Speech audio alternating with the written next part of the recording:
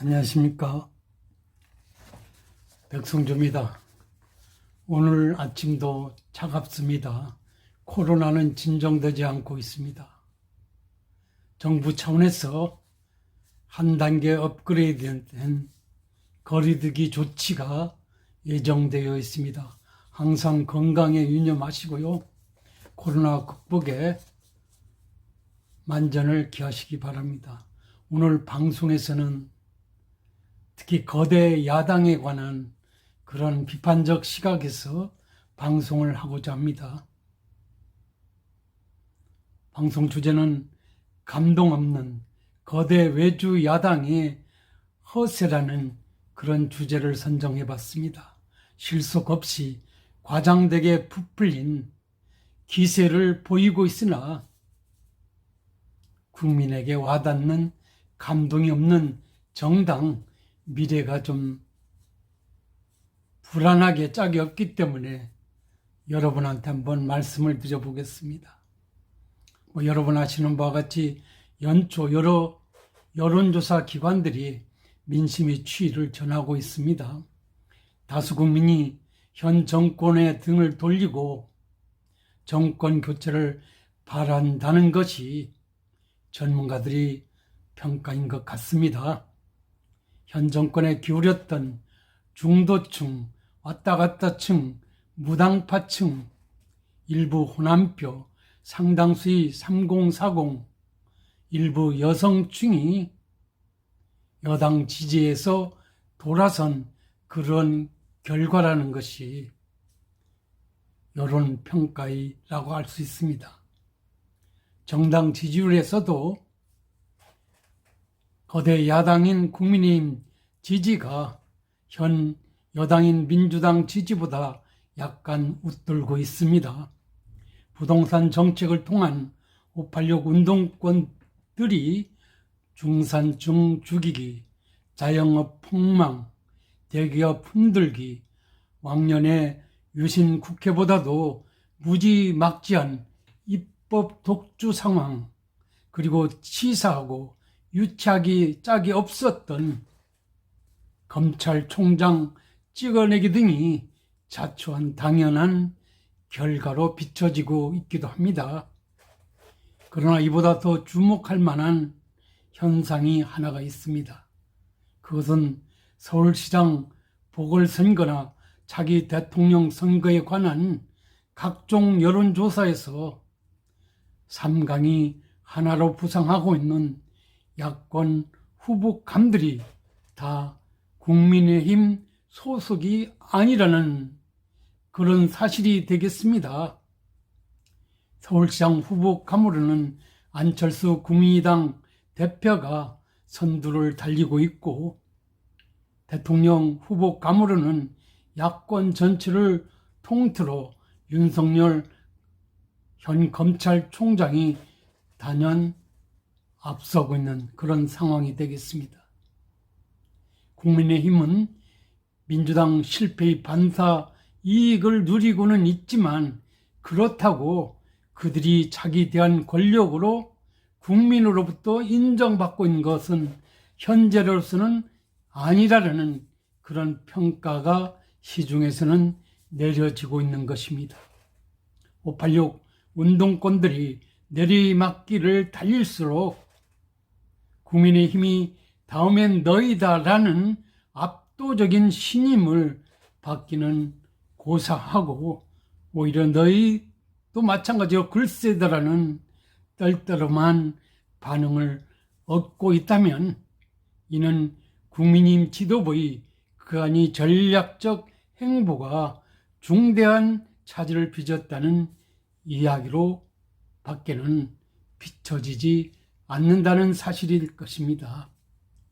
국민의힘 지도부는 지난 4.15 총선 때부터 보수, 우파, 자유, 장외투쟁을 극으로 몰아치고 그 대신 좌클릭과 어정쩡한 우왕좌왕을 새 간판, 새 편으로 내걸었다는 비아냥이 시중에는 있는 것도 사실입니다. 그래야 젊은층, 여성층, 호남 유권자들 중도층을 흡수할 수 있다는 타령이었던 것입니다. 그러나 그런 국민의힘 대통령 출마 예상자들은 지금껏 겨우 2 내지 4% 정도의 시세말로 쪽팔리는 지지율만 보이고 있을 뿐입니다. 반면에 뚜벅뚜벅 소신껏 자신이 길을 다하고 있는 현 검찰총장의 경우는 15에서 30%대의 어떤 높은 신뢰도를 보여주고 있다는 것은 국민의힘에 시사하는 바가 매우 크다고 할 것입니다. 왜 이렇게 됐을까요? 야당이 야당다움을 극대화하지 못하고 그것을 솔선 폐기 처분해버린 탓이 아닐까 합니다. 국민의힘 지도부는 진보 여러분, 더불어민주당, 정의당 여러분, 우리도 당신들 쪽으로 반은 갔습니다.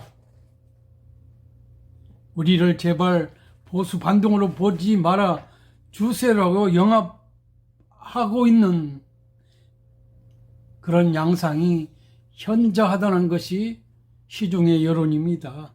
그러나 그 효과는 그들이 말한 외연 확장으로 전혀 나타나지 않고 있고 초라한 2 내지 4%짜리로 오히려 쪼그라들고 있는 형세가 현저하게 드러나 있습니다. 국민의힘 지도부가 세웠던 여러 가설이 적어도 최근 여론조사상으로는 꽝이라고 비판해도 할 이야기가 없어지게 됐습니다. 물론 반사이익으로 국민의힘이 더불어민주당의 실정에 따라서 지지율이 상대적으로 높아진 것은 사실입니다만은 실제에서는 전혀 그렇지 않은 것 같습니다. 반면에 그동안 국민의힘이 하지 않거나 못한 당당한 원칙주의적 가치투쟁은 현 검찰총장과 2000여 검사들 검찰총장 정직에 놓으라고 말한 판사들, 최정 감사원장, 몇몇 진보 출신 비판적 지식인들과 활동가들이 고군분투하듯 해왔습니다. 국민의힘은 이런 현상도 중도 실용이 아니라서 극으로 매도될까 의심하고 있는 것입니다. 민심은 그러나 이 용감한 캐릭터들을 정의 주인공 아이언맨처럼 바라보고 있다는 것입니다. 힘이 대세에 맞서 진실을 말하는 용기라야 진한 감동을 유발하는 것이지 현 국민의힘 지도와 같은 무의위, 안일, 세태영합 등을 가지고는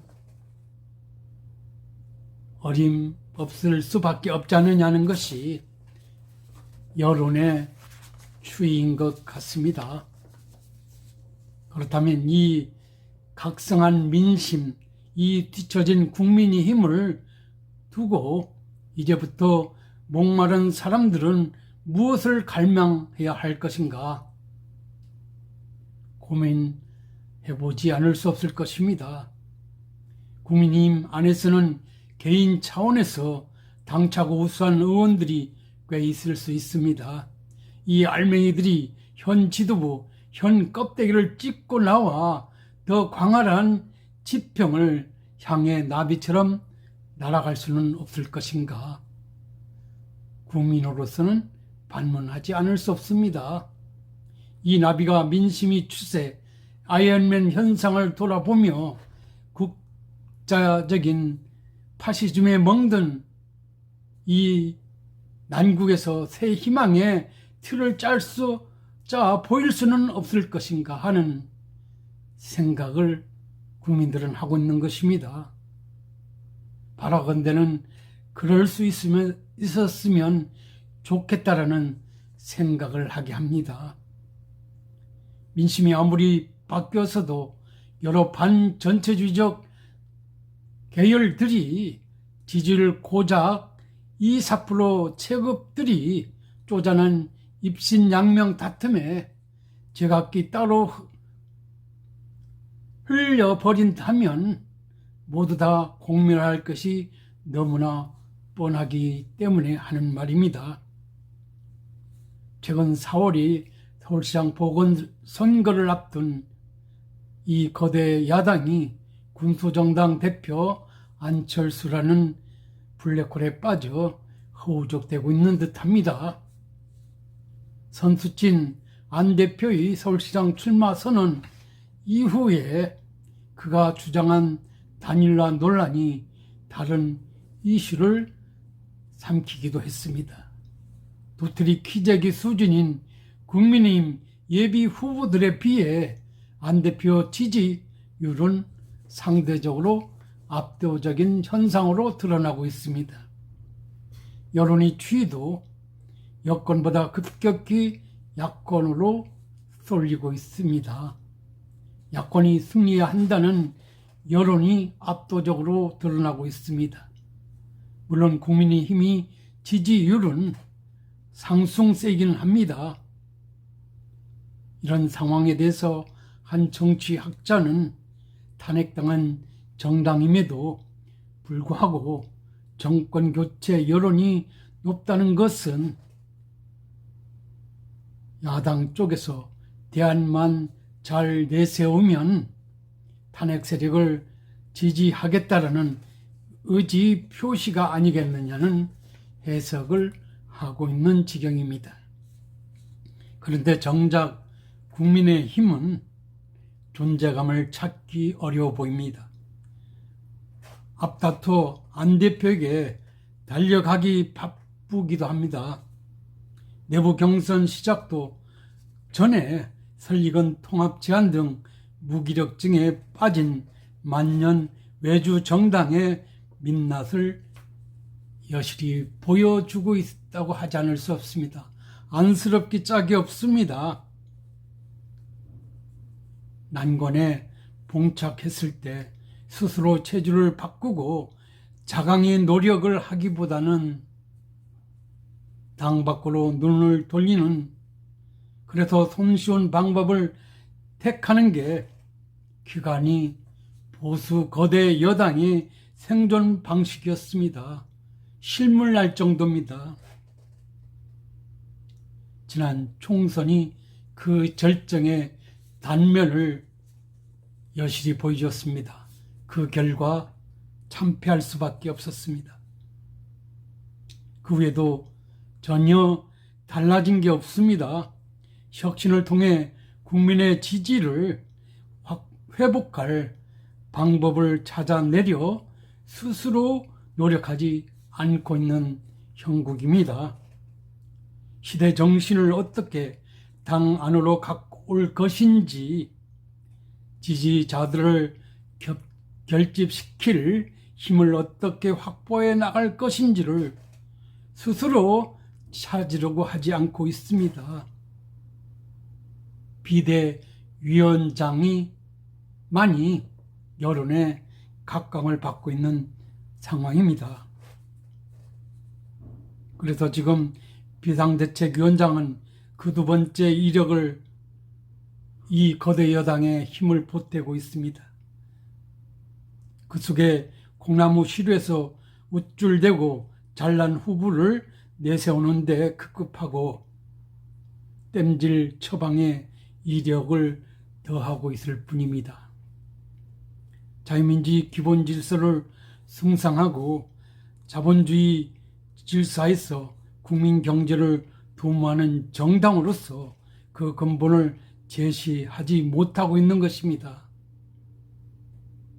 4월 서울시장 보선에 출마 예상자 중에는 전 시장, 전 출마 낙선자 등이 중심이 되고 있습니다. 누가 그들을 찍겠는가에 대해서도 반문하지 않을 수 없습니다. 아마 진정한 보수지를 옹호하는 시민이라면 다른 당을 찍고 말지도 모를 일입니다.